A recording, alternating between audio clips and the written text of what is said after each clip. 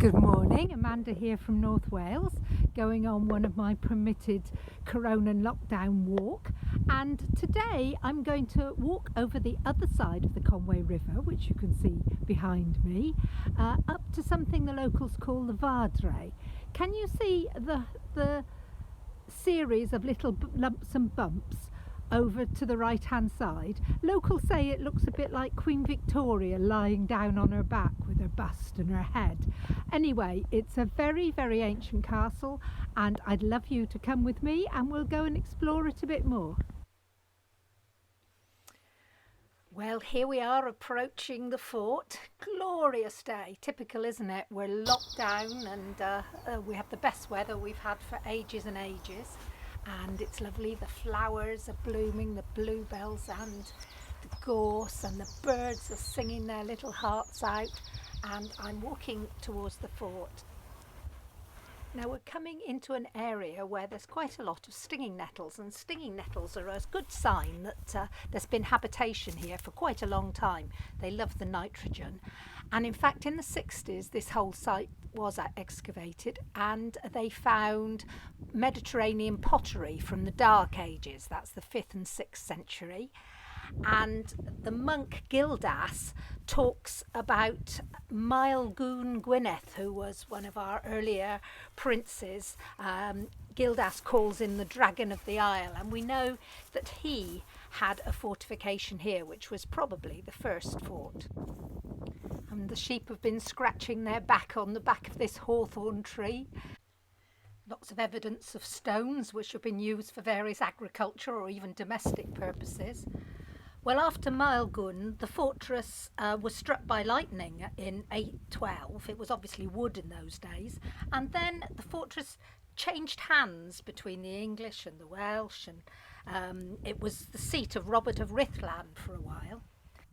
A hated Norman lord who came over with William the Conqueror. He was eventually defeated by the Welsh. And in 1213, Llywelyn the Great, the name says it all, one of our great Welsh princes, he rebuilt the castle. And then for the last time, he was defeated, and Henry III built a castle in stone. And these are the towers and the bits of stone that you can see left around today. There's the quarry that they came from. And here's a reconstruction of what it could have looked like in the mid-13th century. Henry's walls didn't stand for very long though, because in 1257 Llywelyn ap Griffith he besieged the castle, but he was eventually defeated by Edward I. When Edward defeated the Welsh, he decided the other side of the river was a better place to build his fortification, the now World Heritage Site of Conway Castle. And now I suppose we better climb this actual fortress. Well, it's pretty steep climbing up here. You certainly would have a job rushing anyone by surprise during the day anyway.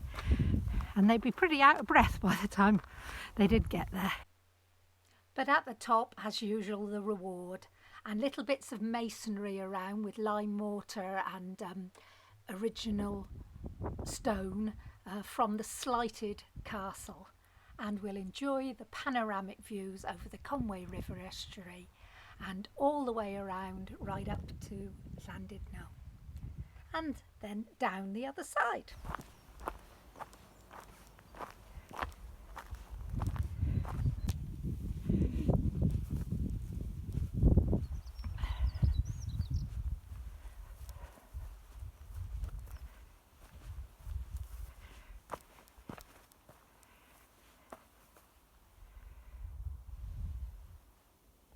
Well, if you look at the man-made built wall and then you look at the other side of me and see the cliff, you can see how they really neatly merge.